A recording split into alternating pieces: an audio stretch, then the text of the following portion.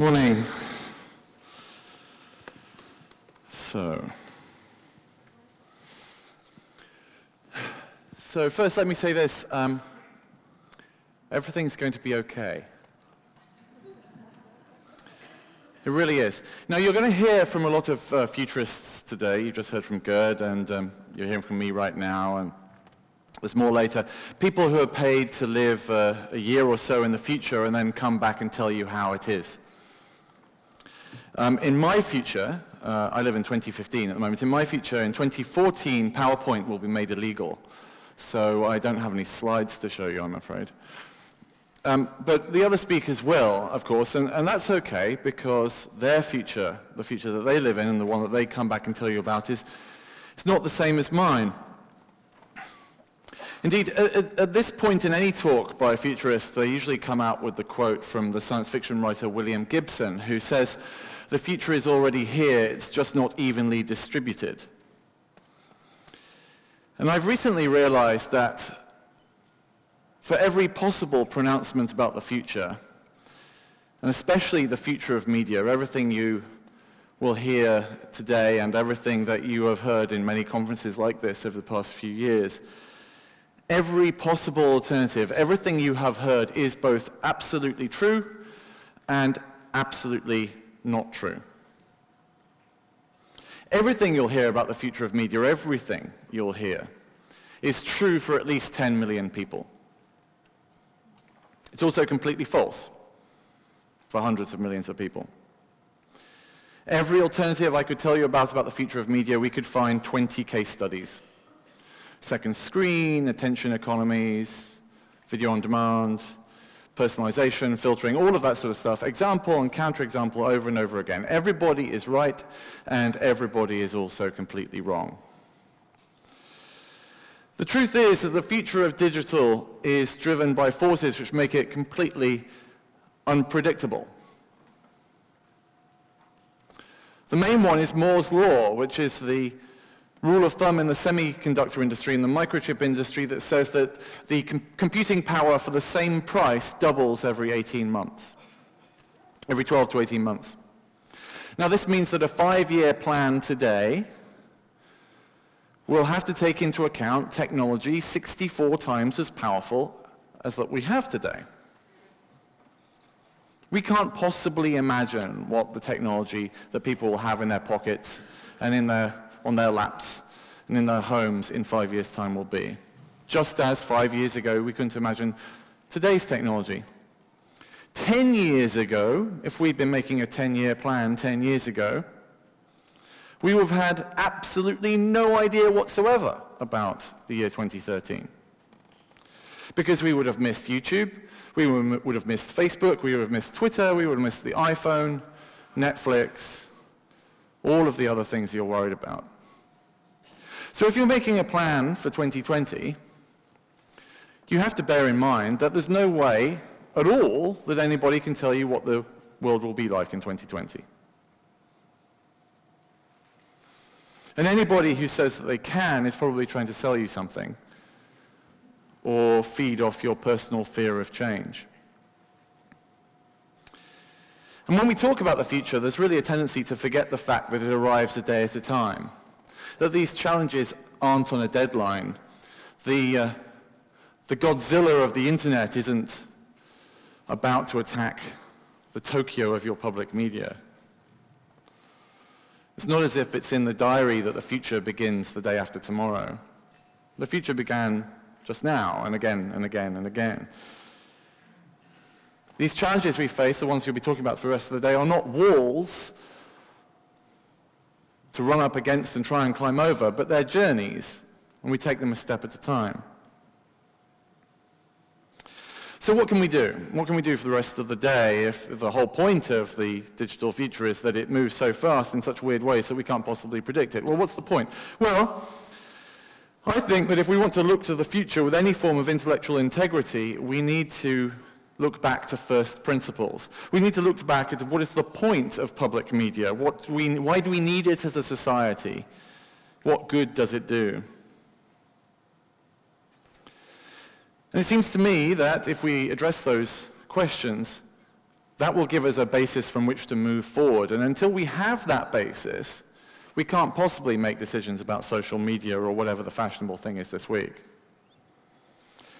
So let's have a think about that. In my view, there are 3 reasons.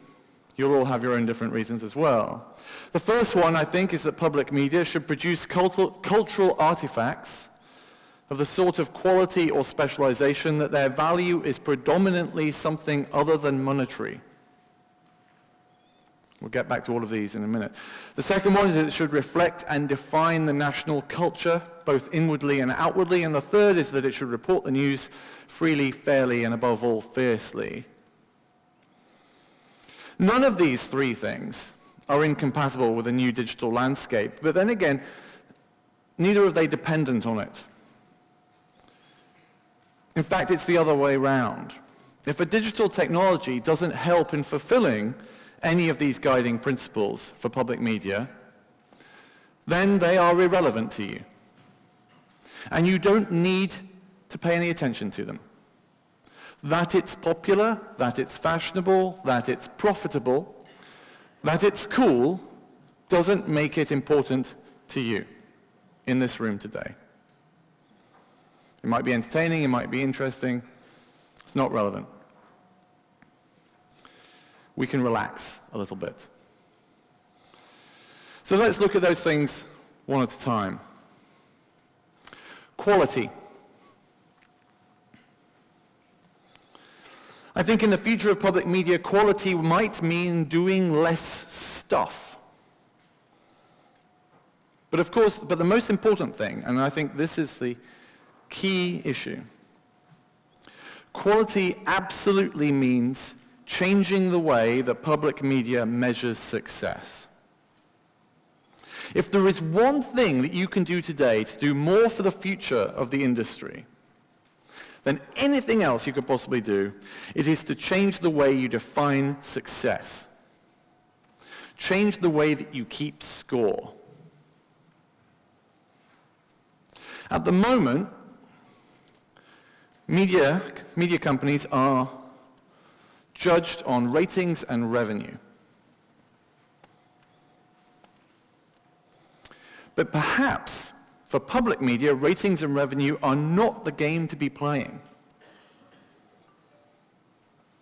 And that all of your existential troubles, all of the worries that you have right now, the reason you're in this room, are all about comparing your ratings and your revenue with somebody else's ratings and revenue in a different business. Facebook has 800 million users. I have 8 million viewers. Facebook is killing me. Well, fishing is very popular too, but it doesn't mean that fishing is killing you. So it's going to the pub or watching football on a Saturday afternoon. But we don't talk about those as being in competition because they're old and dull and don't involve the future. But once we start looking at exactly what it is that we do as public media broadcasters, and we start to redefine our measurement of success, it frees us from this desire, this existential need to win games that we can't possibly win. The only way to win those games is to not play them at all, but to work out a new way of measuring success.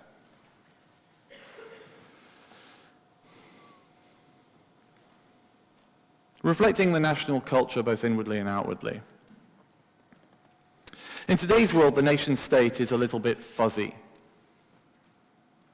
It's very difficult to define the nation-state. We're sat today in a country which didn't have a national government for quite a long time, and nobody really noticed. And in Europe, of course, the nation-state is particularly fuzzy. Public media is perhaps the last common ground which keeps countries together. I would make a very strong case to say that Britain without the BBC would cease to be Britain pretty quickly. Because it's the national broadcaster, the national media, which provides the common cultural link between people who otherwise would have nothing in common with each other. National media, specifically national public media, both provides culture but also defines it. It reflects a country back on itself, and that itself has enormous amounts of value.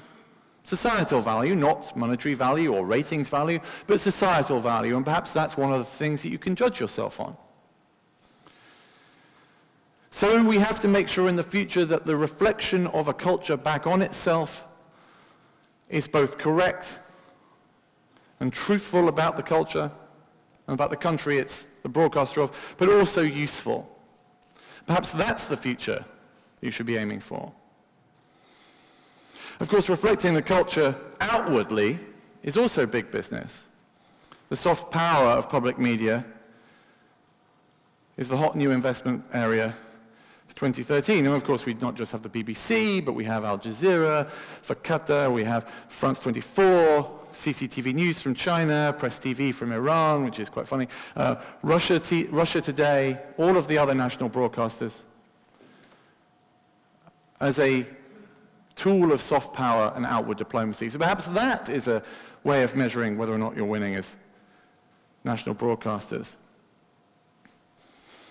Here in Europe, of course, we're at a massive disadvantage because we don't have any money.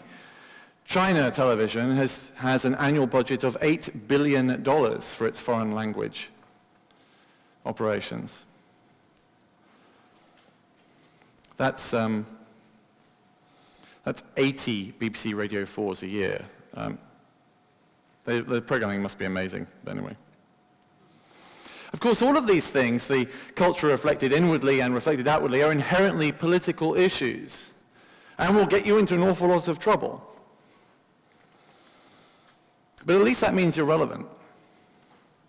And if they're arguing with you, it means you're still alive. If you're screaming, it means you're breathing. And news. I'm not going to tell you about the value of public service news. Everybody here breathes that. It's the blood that runs through your veins every day. But if we're going to invent new metrics for measuring the success of public media, then perhaps it should be on how much you upset everybody. The BBC is quite amazing in that it appears to be biased against whatever government's in power, no matter who's in power, according to that government at the time. That, to me, seems to be a very good measure of success. But still, okay, we haven't talked about digital stuff, and you're all here to talk about digital stuff, and we're in the future, so let's talk about some rules of thumb, things that I think you can do with digital things which will make the future more interesting. The first thing is that you have to create long-lasting cultural artifacts and measure quality rather than ratings. These long-lasting cultural artifacts should be specifically made to be long-lasting. National public media is the factory in which your country defines itself. So if you are trying to replicate commercial broadcasting, if you're trying to replicate, a program because you're competing on the basis of ratings rather than on the basis of quality, you are doing the country a disservice. You are doing the heritage that you are creating a disservice. You are in many ways betraying the future generations. But more to the point, you can now, in the digital world, facilitate the creation of more stuff. You can help your audiences make their own cultural artifacts. If there are two things that you should do digitally immediately, the first one is tend to your archive and give all your stuff away for free and allow people to reuse it. Yes, I know there are many rights issues and all of that. Well, maybe the stuff you made before, you can't do that anymore, but from now on, your nations have already paid for it. It's part of their cultural heritage. They should be able to take it away and do stuff with it. Become the key instigator of cultural creation in your countries, and you will be assured a place in history. Statues will be made to you in every town square. And tools. Create the tools to allow people to make stuff. Give it away. But the most important thing you can do, The most important thing you can do today is calm down. Yes, go where the users are, of course, but eventually. Yes, there's the attention economy, there's the second screen and all of that. But it is far too early to make sensible decisions to bet the future of the chief powerhouse of cultural creation in your countries. The internet is less than 500 weekends old for most people. And many of those weekends, they were at the beach or in the pub. And if we judge our success on how well we're competing with Silicon Valley startups, then of course it looks like we're fucking up horribly. And everybody's a bit panicky. But you're not. You're not judging your success against Facebook or Google. They're playing a completely different game. You should be judging your success against what your grandchildren will say when they see what you left behind. Public media should not be judged and should not base it by the same criteria as, and should not base its strategy on the same criteria as marketing or social media or Silicon Valley. It's a completely different beast and has a completely different purpose. And it's only because that comparison, that score matching, is so addictive and so easy to understand for politicians and so on, that we fell into that trap of ratings matching and revenue and so on.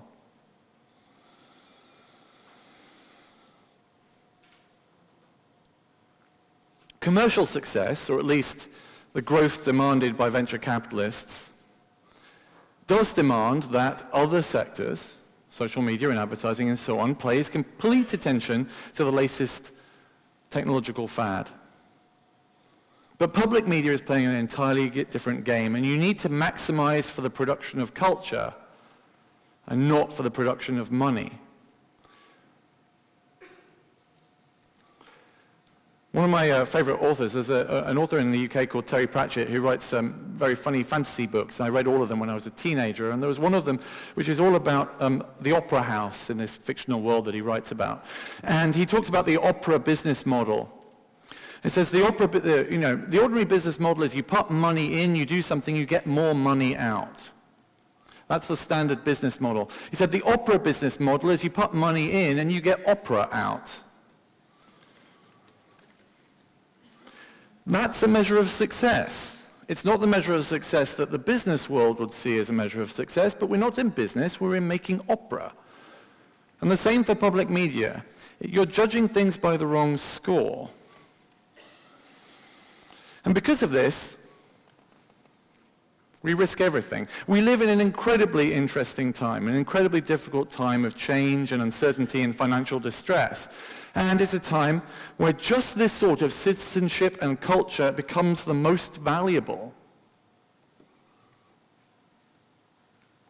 The future isn't chasing somebody else's win condition.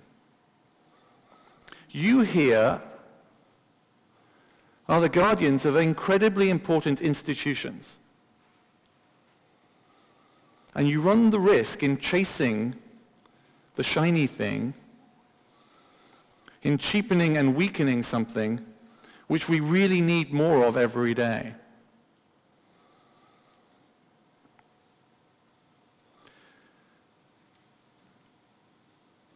There is a risk, not of underreaction to the changes in the media landscape, but in overreaction to changes in the media landscape. So please, reassess how you're going to measure success in the next 10 years. And then take a deep breath and calm down, and everything is going to be okay. Thank you very much.